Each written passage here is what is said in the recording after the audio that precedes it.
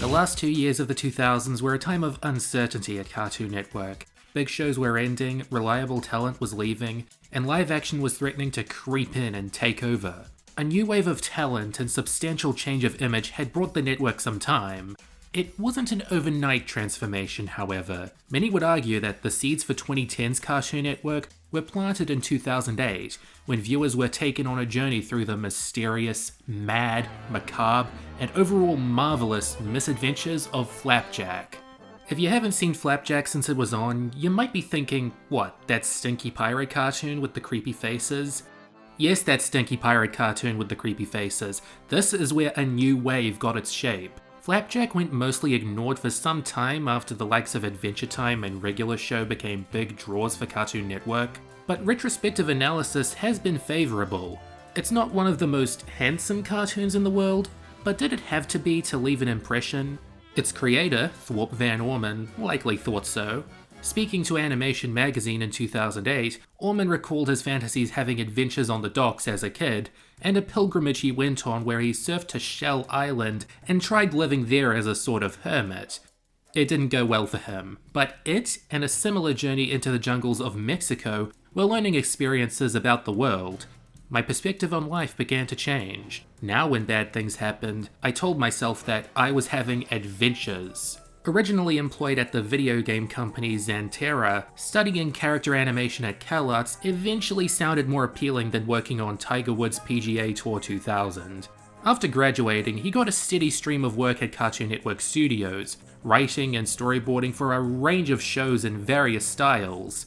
Before his name appeared on screen, he'd pitched Flapjack to them in 2001, but the pitch got rejected. So it was a good call to build up some experience in storytelling, art, and in fictions before pitching it again successfully some years later. A few little shorts and snippets aired throughout 2007, but the show proper wasn't seen until May 26, 2008. Viewers and critics liked it, but it stayed on the down low throughout its run, not being the monster hit Cartoon Network was in need of, but something quirky and reliable to show they still had some creative blood. And when Flapjack was cut short on August 31st, 2000, that blood was beginning to shape the whole channel into something new and exciting. Much like how Thurop van Orman was a young newcomer at the end of the cartoon days, Flapjack was the big break for a lot of fresh talent that would go on to create some generation-defining cartoons. But those are stories for another day. Flapjack! Hey, Flapjack! Where are you, boy?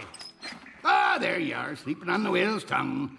These misadventures are often set in Stormalong, a rundown town on a harbour in the middle of the ocean. The young Flapjack and his deadbeat caretaker, Captain Knuckles, don't have much fun to do here, so they're always looking for an adventure. Their ship? A motherly whale named Bubby. Their long-term goal? Reach the mythical Candied Island. But it's always out of reach, so no better reason to go back to Stormalong and do something there. It takes some time for you to find something to enjoy in this drab little place. It's run down, creepy, and filled up with weirdos. The location potential forces you to pick your poison. Would you rather stay here, or risk a dangerous adventure? If you learn anything about the two leads, it's that their instincts are the second option. Flapjack is the giddy young orphan of a blue man and a whale. How they raised him says a lot about his sheltered personality, despite conversely being raised on the streets. If I was lazy, it could be easy for me to compare him to SpongeBob, blonde, sea-setting, naive and happy, but the major separator is that Flapjack is more closed off, only comfortable expressing himself around his parent figures. I can look at Flapjack as his own character with his own behaviours and reactions to events. I wasn't kidding when I called Captain Knuckles a deadbeat. He's pretty much a greedy, lazy lowlife passing himself off as a pirate. But there is some justification for it. He had a bad childhood and has been battered and bruised after so many attempted adventures. Not even joking, Cartoon Network had some generous limbless representation in this time. Even if the joke with Knuckles is often how petty and despicable they'll make him, I also sort of feel bad for him that this is his lot in life. Bubby the whale is the one who found Flapjack as a baby. She's the opposite of Knuckles, except for being the color blue. She's nice, protective, and a big mama bear to Flapjack, even if she's coddled him a little too much. But get used to the two living in her mouth. It's gross, but it's either this or the Jonah suite.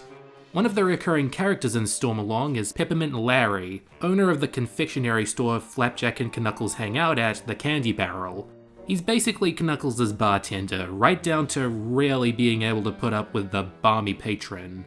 Keeping him in line is his Candy Wife, a claymation candy statue that never moves. But trust the narrative, she's very much alive, very flirtatious, and goes without saying, very sweet. My favourite character must be an unusual choice, Dr. Barber, a man of many talents who'll speak softly and help Flapjack and Knuckles with most medical troubles. He's more important to them than you'd think. While this show's not set in a specific time or place, it's very coded to the Atlantic Ocean in the 17th century. Do you know how primitive medicine was that long ago? How miraculous it is when Dr. Barber can do his job half competently? He's the hero this harbour needs. Having said that, you will not like all the townsfolk. I don't. There's this germ in the upper crust of Stormalong society, Lady Nicklebottoms, as stuffy and pompous as she is boring. I only like her and her stories under very specific dog-themed circumstances. The dog hag is also difficult to get through. Basically, they're laying on thick that any sort of authority in this place is gonna create bad times for Flapjack and Knuckles, and story potential there can vary. I'm telling you, Stormalong is a blessing and a curse.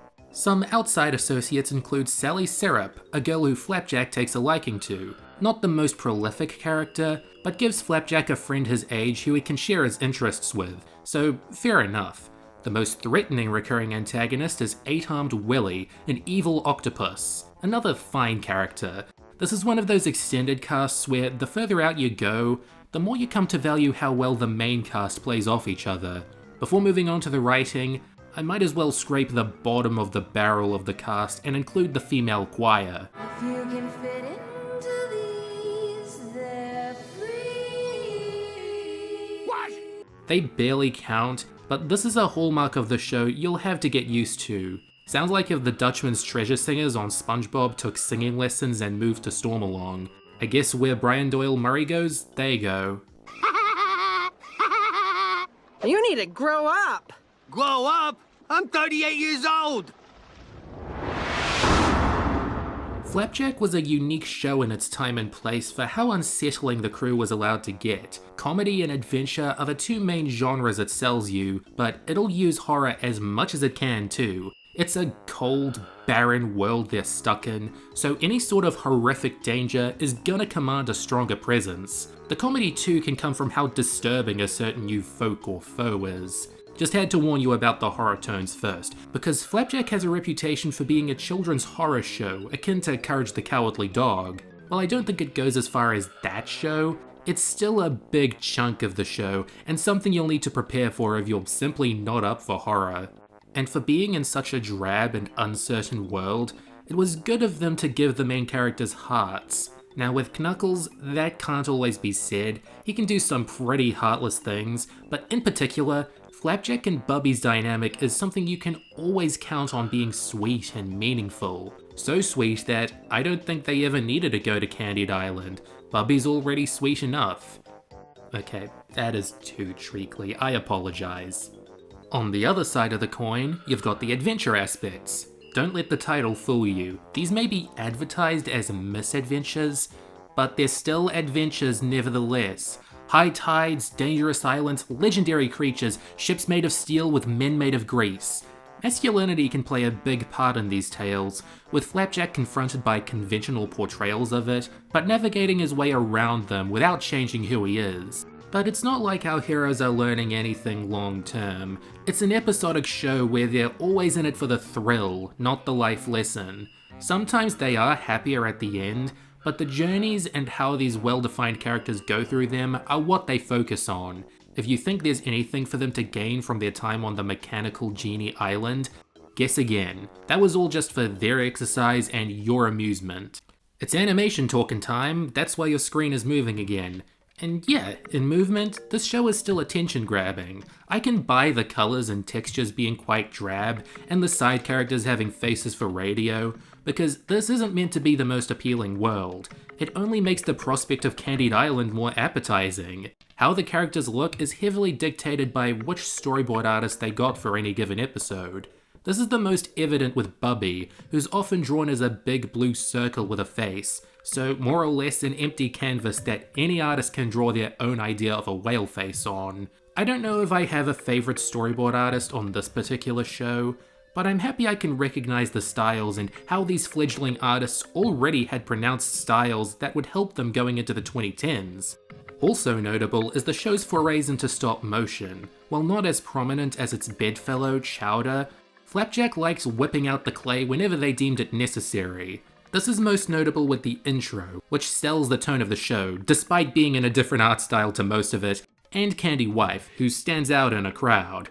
You need to understand that Cartoon Network was in a tough place at this time. Not as tough as right now, but shows like Chowder and Flapjack helped keep the fire warm as the network fumbled about on an executive level at the start of Stuart Snyder's presidency. From an animation standpoint, talent was shining and developing, which was a reassuring notion in these turbulent few years. Flapjack, what did I tell you about using your eyeballs? What? Since this franchise started as a short series before becoming a show, that meant there was already a fairly established world, but you can tell if you're watching an earlier season 1 episode from a later one by how surreal it is. This is something every show with out there plotlines has to do so the new audience don't get too weirded out by them and get an understanding of the characters. As it goes on, they're more free to dial up the creepiness and weirdness. I don't think every attempt hits in season 1, but you can tell this is natural for them. A second season being an improvement over the first is something to expect in TV, and Flapjack clears that. You might have Flap and the rich lady under your spell, but it's gonna take more than that to impress me. It's a more confident batch of episodes, even with the handover and creative director from J.G. Quintel to John Infantino. You might not be able to tell much of a difference because the ship is still steering in the same direction, more adventurous adventures and creepy creeps. This is the only season to feature half-hour episodes, namely a holiday special and a more emotional finale, all hands on deck. With both examples, but especially the latter, it seems like they were committed to crafting these stories with more pathos when given the time. Only one problem: they were running out of it fast. Larry, why are you dressed like a cat? Well, boys, it's to make my new customers at ease. The first 2 seasons consisted of 20 half hours, while the third only consisted of 6. Why? CN Real is often blamed for why Flapjack and Chowder had their third seasons cut short, and it's a rotten shame because, while I don't think season 3 of Flapjack is better than 2, they had hit their groove at this point and were set for at least one more full year. I don't know about the rest of you, but if season 3 was the same length as the first 2, I would have thought that's enough for me. But it's cool that with the last 11 minutes they had, Fish Out of Water, they decided to go out with the most distilled marvelous misadventure they could. It's off-kilter and goes in quite a dark direction, and the problem isn't completely resolved either. For sugar-addicted characters, of course their ultimate fate would be bittersweet. Like all my reviews after I've done a best and worst list. Teehee Tummy Tums offers you a goofy title which spells the name of a new character Flapjack befriends. An actually quite tragic figure who only wants to spread combs and not be known for his appearance. Someone out there will relate. Shave and a haircut, 2 friends is as proper an introduction to Dr. Barber as they come, and a good display of how his demented mind operates. He's accompanied by some barbershop singers in this one. How dapper. Oh You Animal is everyone's favourite trope, the Child Protective Services episode. But think critically about where Flapjack is best. Here, or with this guy. Over the Moon is one of their more abstract romps, with Knuckles landing on the moon with Flapjack and claiming to be its master so it can take them wherever he wants. He's basically playing God, with the expected consequences. Revenge is a simple but great character piece for Flapjack. All he wants is an enemy, but he can't make one without making a new friend in the process. What's an enemy have to do? That's what we find out. Plant Man is one of their strongest island adventures. The idea of fruits suddenly coming into this world is tantalizing enough, but then you get this silly little Plant Man hindering our hero's quest to get it. Just one more friend for them to make.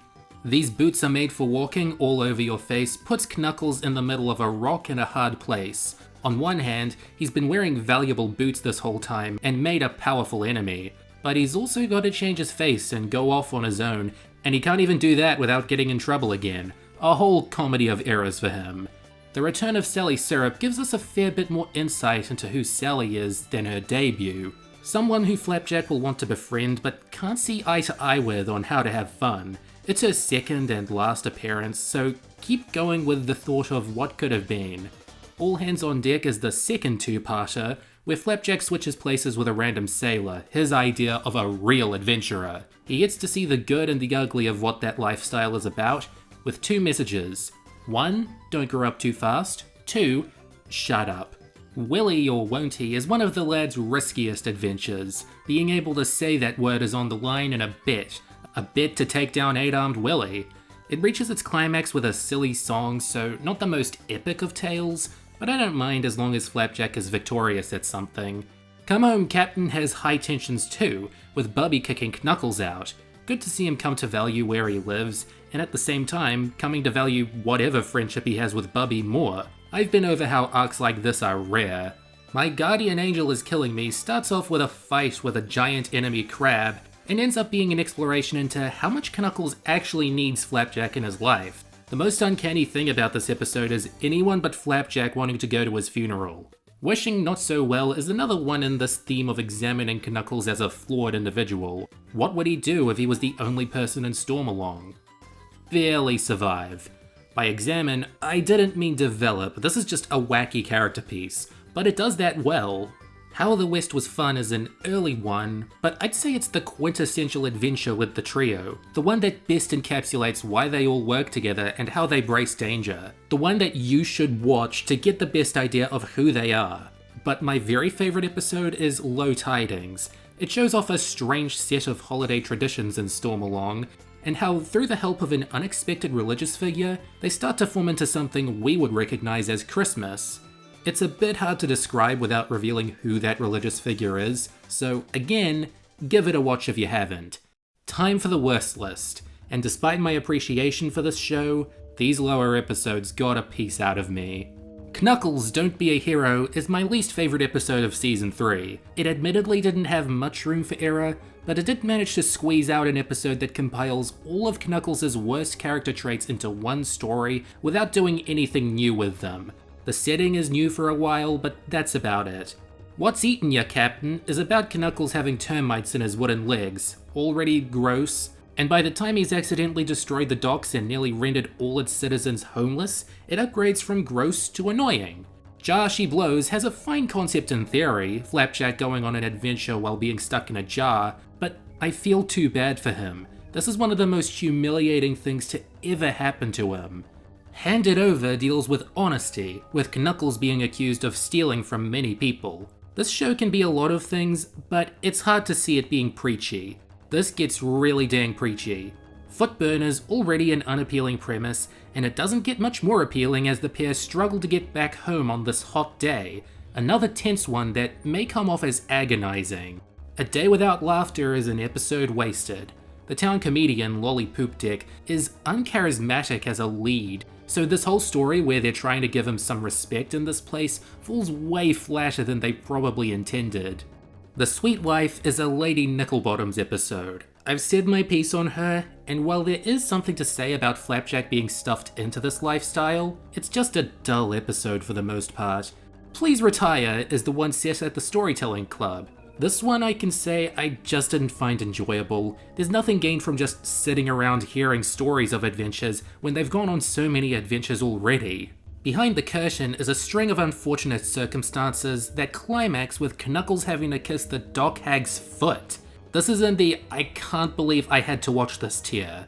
Worst episode would be a predictable choice, Love Bugs, the first Sally Syrup episode, but the one where Flapjack feels so lovesick for her that Knuckles and Peppermint Larry exploit that for profit. I don't want to know what they wanted this to be a metaphor for, but what I'm seeing in the text and on the screen is some dreary child exploitation. The fantasy setting covers it up a little, but it's still a hard episode to recommend to people. That was one of my harshest worst lists in a while, maybe too harsh on some of these. But I'm still very positive on the marvelous misadventures of Flapjack. It's just one of those shows I have to be in the mood for, but when that mood comes around, I put on a show that nails atmosphere. I can see why it's treated with such reverence in a historical sense. It's occasionally branded as the last truly classic Cartoon Network original, if Adventure Time is treated as the first modern one, so they were going out with something just as imaginative as the work leading up to it. However, it's also the starting point for the direction the network would go in the 2010s. Flapjack is the ancestor to later offerings like Adventure Time and Regular Show, and even popular shows from other companies like Gravity Falls. Maybe when I've watched more of its descendants, I'll have a deeper appreciation for Flapjack and what it accomplished. Either way, that was a tale for the ages. Coming up on Cartoon Network, next, Regular Show.